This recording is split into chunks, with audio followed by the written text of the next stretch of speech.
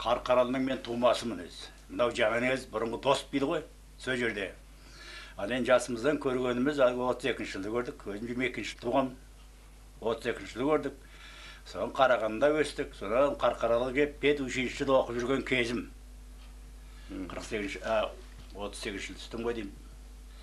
Енді жақсы оқып жүрген педучилище. Содан 41 жылы анау жаңа газетке өз ойымнан бір анау газет баш. Мистемейді қазірға. Июль айында армияға шақырды. Военный училищеге Фрунзеге жібереміз деп, сол Фрунзеге бардық. Фрунзеге барғанын военный училищенің орны толып қалды да, киімімізді ауыстырмай, Советпен бізді Алматыға. Алматыға келіп, қазіргі Бауыржан Момышұлының дивизиясына литр дейді бізде. Соған киіміміз ауысқан жоқ. Не себеп екен, оның кейден біреулердің ішіне өтірген құлай біледі. Соғыс басталған ғой енді. Біздің әскерлерімізді Иранға жібермекші болған. Енді Иран өкіметі ағылшындар да жақтан әкелген, бер жақтан Совет үкіметінің армиясын алмаған. Өйткені немістер соғысса, кәпірмен соғысты, мұсылманмен соғыспайды деп. Соған енді көз жұмбай ма, бірдемеме, соны бізді елге қайтарды. Онда теміржол мына жақтан жоқ, Новосибирсктен келеді. Новосибирск келгенге Новосибирсктен бізді елге қайтарды. Енді ішімізден қуанғанда болдық. Енді бізді соғысқа алмайды дегенде. Сонан Қарағандыдан Қарқаралыға жаяу келіп, қайтадан педучилищеге түстім. Ақыр курсында. Қай жылы? Қай жылы? 42 жылдың 41 жылдың аяғында, в общем. Біз қайтып оқыдық. Мен өзі 3-4 жылдай старшты болып істедім енді неде, училищеде. Кішкене енді мінезінде болған шығар. Әбу Баймағанов деген класс жетекші болды. Мынау неде, Жамбылда, Нұркенде. Соғысыменен қоштап. Сол 42 жылдың басында қайтадан алды. Қайталғаннан кейін неге бардық? Ақмолаға. Қазіргі Ақмолаға ары қарай кетіп бартқанда оң жағында бір төң таулар бар, сол жерде служба еттік. Бұл енді январдың ішінде бардық. 106-шы полк, 29-шы стрелковый дивизияда, пулеметчик көп. Ол кезде қазір мақтап жатыр ғой, ол кезде енді занятие жібереді ғой. Жібергенде пулеметчиктерге трещотка, екінші нөмір трещотка ұстайды, пулеметчик не ұстайды, ағаш, пулемет. Ал енді бұна көретін енді, бұлай запчасын көретін учебный нелері болды, пулеметтері. Политрук Калантаев деген, командир рота Дегтярев деген болды. Командир рота полк грузин Чихвадзе деген, Горшков деген, оның комиссар полкі болды. Сонан бізде енді Ленинградқа, ол кезден Ленинградты қоршаудағы кезде, Ленинградқа жібермекші болды. Сонан Тула облысына барғанда бізді тоқтатып, сол жерді түсірді. Жаңа бүкіл полкты, ол 128-ші полк, 106-ші полк, сондай полктар болды енді. Ал мен көбінесе политруктың қасында жүрдім. Біреулер мақтанады ғой, мен бәлені өлтірдім деп. Сол жерде қайтадан соның станковый пулеметті өзі темір берді, сонан бізді тактический занятияға жіберді. Сонан қайтарып бізді қайтадан сол 42 жылдың аяғында ортасында июль айының кезінде ғой деймін, июнь айын ба, Донға келді. Ол кезде Паулюстың армиясы өршіп келеткен беті. Сол жерде біздің енді әлгі жігіттеріміз соғысқа қарсы жүрді. Пулеметтерде. Сол жерден де сол Котельников деген направление сол Донның бойында сол бер жағында көп қиыншылықтарды көрдік енді. Содан 17 июль 42 жылдың әлгі Сталинградтың шайқасының басталары алды сол ғой. Сонан әкеп сағат 4-тің кезінде әкеп бір деревняға енді қашып жүрген адамды қашқанда әлгі жаппа-тармағай тұра қашпайды. Боевой порядкпен қашады енді. Шегінеміз енді, ол қашу емес, шегіну. Сталинград қарай. Сол жер жаңағы енді әкеп бізді салды ғой. Маған ең артта пулеметтің несін біледі, стволын. Қашқаны болса сен теже, тоқтат. Солай енді. Содан біздің нелеріміз кетті. Бір пулеметте 8-9 адам. Начальник пулемет. Екінші нөмір. Енді өзіңде майорсың ғой, білесің ғой. Техниканың жағдайын. Сосын подносчик деген жағының артында жүреді. Солай ғой енді. Қазір жаппайға пулеметке нетпейді. Соның қырды біздікін енді. Бізде не арт подығыды қойған жоқ. Не самолетпен, не танкімен, ешқандай поддержка жоқ. Әкеп анау оқтың аузына тықты. Соның қырылып, ақырында кекші жақын енді мақтанып айтпаймыз.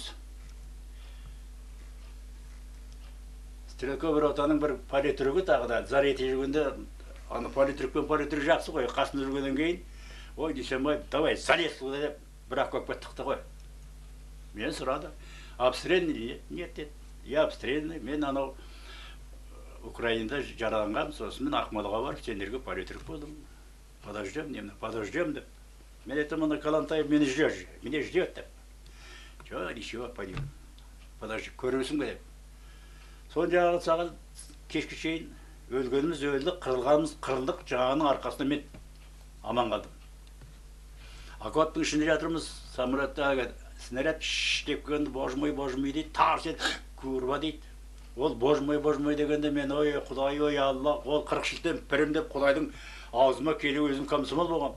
Аузыма келгеннің бәрін менден босанған әйел ұқсап зарладым. Соны тыныштық болды. Бір минометчик келді қасыма, Ақмоланың жігіті. Қасыма әлгі ротный минометчик дейді ғой. Соны мені салып көйбе береді, ол бұлай тігішті де біздің алдығы шепке барып түсті. Мен қарап отырмын мен алдыға. Сосын әй жігітім ау, мынаны төмендет ана стволыңды бұлай. Төмендетсің әрекет еді. Төмендетті. Сосын енді кел мұнда дедім, мен оны шақырдым. Мен енді өзім керелігімді айтып отырмын, біреудің бастан кешкен емес, өз басымнан кешкенімді айтып отырмын. Сосын жаңағы орнынан қозғалған бетте бір снаряд жоқ болды дегенді. Батырлығымыз. Содан мен айттым, товарищ полковник, разрешите мен енді, Калантаев мені ждет. Сөйтіп отырғанда командир рота келді, Дегтярев. Жараланып артынан алып кеткен. Өзіміз оның танк берік, жақсылап. Сосын сұрады қалай, не болып отыр деп. Осы мен Донақ таудың ар жағындағы жер. Сосын ой, не говори наших всех положили деп, жаңағы командир рота. Сосын, как наши тоже вместе, как они, стрелки, и так и наши пулеметчики, деді өлі. Сосын мен енді отырып, товарищ полковник, разрешите, тыныштал дедім біраз. Задавады вопрослер. Вы, говорит, когда проводите полизианет, нет Бога, дейді, почему вы креститесь дедім ғой мен. Пистолетін сұрып ал. 20 жастан ғой. Астына құлай кеттім, сен жатайын деп. Сосын мені боқтап мені. Если жив останешься, ты мне все вспомнишь деді маған. Енді адан құтылуым керек болды. Сосын разрешите мне Калантаев ждет. Сосын иди, ну вспомнишь меня деп сөйледі. Сосын күн батты, күн батқаннан кейін Калантаев первый пулеметін шақырып атты. Сосын мен келдім, келгеніңе құшақтасып сүйісіп, ана жерде расчет қырылып қалды, өліп қалды. Сен соған бар деді. Соған бардым. Сол жерде 2 ай ма, 1 ай ма, сондай енді бұл үйдің ішінде ағыстың аяғына шейін. Соны шегінді Сталинградқа. Сталинградқа шегінген жолымызды Павловскің армияда бізді қоршаған. Жаңыз біз емес, көп адамдар енді ол қоршаған. Соның олай жүрдік, бұлай жүрдік. Қоршаудан самолетпен қайрат, танкімен бөлет, сосын бөлгенін айдап алып кетеді. Қиыншылық сол. Біздің енді жігіттердің ішінде осы Қарқаралыдан бір тарай жігіттер болды, әр жасыға бөлінген. Жаңағы ПТР-менен самолет түсіргендер болды. Танк немерен танкыны шыққандар болды артиллериямен. Енді шейді. Самолетті атат, осын жағы танкі, нені, шасының бәрін бөліп лақтырып тастайды, ана неміске түспесін деп. Сонымыз біз қоршап, Сельменскийдегі лагерге айдап әкетті жігітім. Сонда Харалдығы лагерге кеп қамады. 42-ші жылдың. Лагерде болдың? 42-43-ші жыл лагерінде болдық. Соның лагерінде болғаннан кейін 2-3 этажды не ойында әлгі? Нар. Сонда жанымызды алып қалған біз қазақтың жігіттері, сол бірімізді қорғап, енді гимнастерка ойында. Гимнастеркамен қыста шықтық. Біріміз денемізбен жылтып, өтіп, бүйтіп айтып. Барақ қожа. Барақ. Бұрын элеватор болған барақ. Енді біріміз көңіл айтып, бірімізге былай жігерлендіріп, соны бізді әрі қарай айдап, сосын Германияға апарды. Германияға апарғаннан кейін Түркістанский легион дейді. Содан біз комсомол жастарды, 20 жастан солардың бәрін армияға жібермейді, атайлаушы болды. Эскадрон дейді, фаршвадрон дейді немістер. Сол фаршвадронда мен 2 жылдай жүрдім. Югославияда болдық. Югославияға болғанда Югославияның Титоның армиясына бізді алмайды, моңғол деп. Қазақты білмейді. Кешкайсты оқып ғой, біреулер соған барыпты. Сонан қашқандар болды, Совет армиясына кеткендер болды. Ана партизан қайтып, ілесіп. Сонан қаша бергеннен кейін жағы біздер үйімшіл болдық жаңа қазақтың жігіттері. Мына Мұстафа Шоқайып 41-ші жылы ғой енді, август айында. Өлгеннен кейін, одан кейін Вали Қайымхандағы өзбек болды. Енді ана Түркістанның дивизиясына кетті қой енді. Бір дивизияда бір немістің солдатын көргем, қазақтың, неміс, өзбектің неміс болған солдат жоқ. Әйтеу атағы. Соның қаша бергеннен кейін партизанға кетіп баратыны болды. Партизандар алмайды да және, өзі партизан дейтін, партизан да жоқ. Сосын біз Италияға кетеді. 2 жылдай мен Италияда жаңа немістермен бірге жүрдім. Енді апрель айында 45 жылы ар жақтан ағылшынның әскері келді. Италиядан немістерге Муссолини.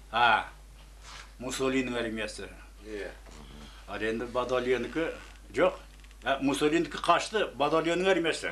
Италияның армиясы ғой, 2 мемлекет болды. Ал енді ондағы ағылшындар. Сол енді қашқаннан кейін біз жағы неміспен бірге жүрміз. Немістер біз өзі 14-12 мың неміс болды бізде. 2 жылдай бірге жүрдік. Сосын Позенің бойында. Енді әрі қарай өту керек болды. Оның бастығы баяғы кісілерді алып қайт, ат сайманды алып қайт дейді. Оны жібере ме? Алып қайтуға біз бармадық. Біз енді қам сайманы мынандай бір неге есіп берсең, Италияның қыздарына берсең, мынаған тігетте велосипедпен айдап отырып разведка жасайды. Ой, ан жақта бірақ бір батальон бар, басқа ешкім жоқ дегеннен кейін итальянцықтар ақ туды туып, Вива Италия деп жасасын Италия деп олар қуанып, сонымен 10 жақтыңда жаттық. Сон бір күні бір солдат алып келді ағылшынның. Бізді баяғыны өздерінше баягер алырса, біз бармаймыз, бізге офицер керек. Енді біз бір не, взвод сияқты нәрсе.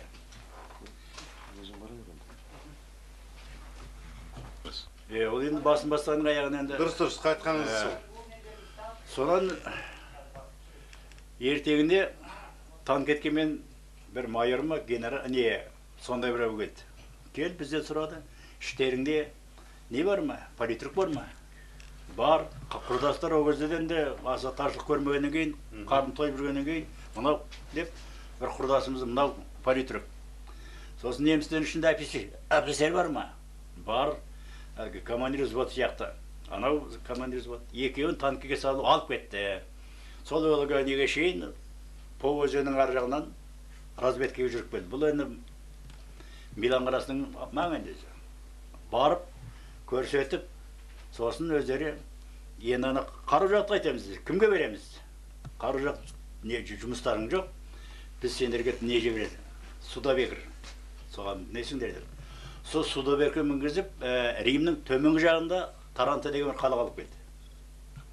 Как раз бұл 1 май 45 жыл. Барғаннан кейін духовой әркесімен қарсы алды. Барғаннан кейін сразу моншаға түсірді, киіміздің бәрін айырбастап, енді бізге ағылшынның киімін береді. Сосын ағылшынның киімін берген, етпен неге тойдырып, сосын енді агитация жүреді. Советтің жағынан агитация, ары жақтан агитация, елге бармаңдар, қалмаға айдайды, Сібірге айдайды дейді. Біреулер айтады, сендер мына жаққа қалыңдар, Германияға неге барасыңдар, ақшқа барасыңдар, о жақ жақсы деп қарсы. Сосын немен қорқамын? Мен өзім қолымды көтеріп бармасам, Сталинградтың түбінде қырылсам, командир полкпен бірге лагерде болсам, комиссарның басына барамыз деп. Сосын біз Одессаға кеттік. Пароходқа мінгізіп Одессаға келдік. Как раз сол соғыстың алдында енді пленге түскен нелері бар, летчиктері бар, танкистері бар. Берлин үшін шайқаста. Соны неге келдік? Одессаға келдік. Одессаға келгеннен кейін анда бізден допрос алды. Советтің миссиясы. Енді осы шынымызды айттық, осы қандай өзіңе сөйлеп өтсең, сонда айттық. Содан сендер ешкім шешелерің бәрі қарсы алады, жылап отыр деп, неде? Одессада. Одесса кебек көп қалып қойды. Пароходтағы. Орекеңдер түсіп барадып, қайтан шегінді, 3-4 күндей сол пароходтың ішінде болдық. Пока сатанмайынша. Соны жерге түсірді, соны вагонға артып бізде. Без не қалғады? Оғдарысыз, без охрана. Көп адамыз ғой бұл. Сосын мынау Алкинаға келдік, Башкирияға. Алкинаға келген тағда да допрос алды. Сосын біз қайтадан переоформить етіп, енді Жапониямен соғысасыңдар еді. Сендер енді кінәлісіңдер, ана мұна деп. Біз нормал жоқ, барамыз. Сол Алкинадан, Одессадан үйге хат жаздым. Свободный хат кет. Аман Одессаға келдік енді, кет барамыз деп. Соны Алкинада қайтадан переподготовка неге бардық? Жапон соғысына қарай. Сол как раз Байкалдың қасына барғанда Жапониямен соғысты. Соның артынан Рокоссовскийдің армиясы кетті, біздерді Приморьеға апарды. Сосын сендер шахтаға сөздім, шахта шығарды. Сол шахта істедім, 7 жыл. Соғыстан кейін? Соғыстан кейін? Соғыстан кейін, 6 жыл шахта істедім. Сол шахта істеген кейін 52 жылы документал сол келгеннен осы Қарағайлыдан. 52 жыл келдік. Барлық істеген жақсылығым да, жамандығым да. Ал енді партизандардың ішінде жүрдік, оны Италияның партизаны емес, олар жай ғана күндіз жай жұмыскер, түнде ғана партизан. Ал енді немістен көрген ол қорлық та жоқ, рахат та жоқ. Өлместің күні. Олардың бәрін басын кесіп таған ғой. Бұл жерде не бар ғой? Біресе немістің киім болды, біресе ағылшынның киім болды.